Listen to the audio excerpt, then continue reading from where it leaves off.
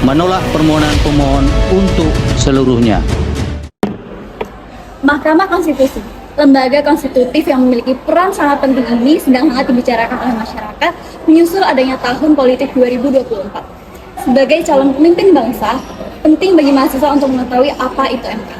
Maka dari itu, yuk kita cari tahu wawasan mahasiswa psikologi mengenai MK. Aku ada uang 75.000. Wow. Kalau misalkan kakak bisa jawab pertanyaan aku, kakak bisa dapetin uang ini. Mau nggak? Mau. Tadi ini tahu nggak sih apa ini tentang konstitusi? Setahu aku ya, kalau konstitusi punya sistem pemerintah itu yang mengatur suatu negara, dan di situ ada provinsi, terus lokal, dan desa. Pasti lah dasar konstitusi di Indonesia. Kalau menurut aku yang pertama ada Pancasila ya. Untuk Pancasila sendiri itu memuat 5 prinsip. Sedangkan kalau untuk Indonesia itu semacam konstitusi. Prinsip pertama yang digunakan untuk membuat aturan-aturan di Indonesia. Jadi sih tahu nggak kewenangan MK itu apa sih di Indonesia? Kalau setahu saya ya, MK itu bisa membubarkan partai politik. Sama kalau misalnya kan kemarin juga ada sengketa tuh di pemilihan, contohnya di pemilihan presiden. Nah itu nanti bisa MK yang memutuskan sengketanya.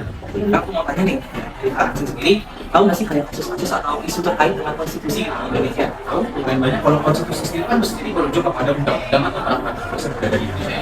Jadi itu kasusnya yang banyak sih kayak yang dari kecil kayak pelanggaran lalu lintas sampai yang sampai Kalau konstitusi kan kemarin isunya ya, pas kita mau pemilihan presiden itu kan ada konstitusi dianggap salah satu paslon melanggar konstitusi, maka paslon yang lain itu menuntut MK agar mereka itu bisa dibuka. Apa pendapat kamu tentang kasus konstitusi? Pendapatku kasus itu bisa diselesaikan dengan baik ya, walaupun karena lama dan menurut saya itu MK sudah bekerja sebagai semestinya. kalau kasus-kasus berkaitan konstitusi itu yang pertama yang menarik gini sih, kalau kasus-kasus yang kecil itu umumnya lumayan cepat untuk dihindarkan kembali. Contohnya kayak kasus yang macam itu, contohnya kayak tidak pakai helm pas di pas berkendara, itu cepat banget tuh, kayak nggak pakai helm, kartu merah, ini polisi langsung kena sanksi. Tapi kalau yang besar kayak kasus korupsi segala macam itu lumayan lama, karena memang prosesnya selain sulit sama ya ini sih. Ya prosesnya sulit. Tapi kalau menurut aku sendiri pengadilan yang menjunjung konstitusi itu kan bagus, soalnya karena konstitusi itu sendiri kan dibuat untuk melindungi kita. Nah dengan adanya pengadilan dan diadili mereka semua itu jadi membuat negara kita juga aman. Kira-kira ada nggak sih solusi atau harapan dari kamu terhadap penerapan konstitusi di Indonesia?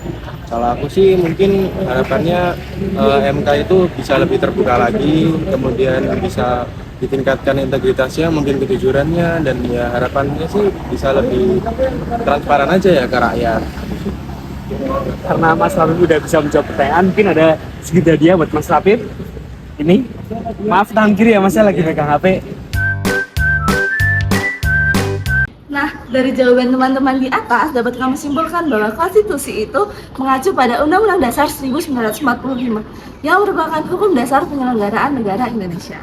Konstitusi sendiri berisi prinsip-prinsip dasar seperti Pancasila, mengatur pembagian kekuasaan, struktur pemerintahan, serta hak dan kewajiban warga negara.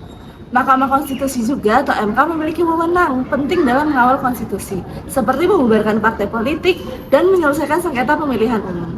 Kedepannya, masyarakat berharap agar MK dapat lebih terbuka, meningkatkan integritas dan transparansinya kepada rakyat.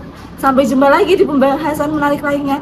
Jangan lupa untuk selalu menjaga persatuan dan mematuhi konstitusi kita, UUD 1945. Terima kasih.